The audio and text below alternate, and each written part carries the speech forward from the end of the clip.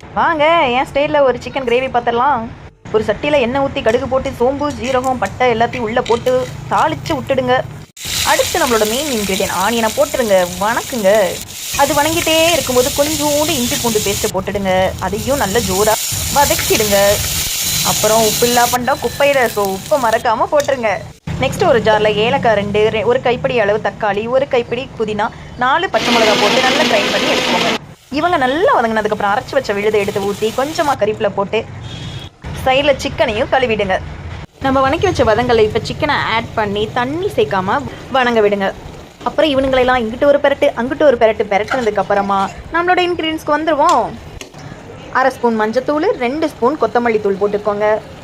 Chicken masala தூள் 2 spoon போட்டுக்கோங்க.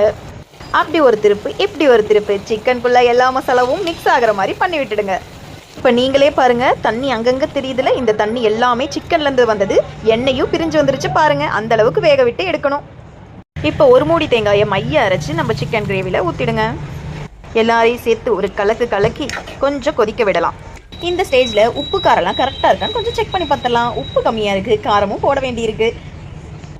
இப்போ புதினா மல்லியை தூவி கமன்னு கொதிக்க விட்டுடலாம். 10 நிமிஷம் கொதிக்க விட்டு இறக்கிடுங்க. நீங்களும் ட்ரை பண்ணி பார்த்துட்டு கமெண்ட் பண்ணுங்கள், சப்ஸ்கிரைப் பண்ணிடுங்க.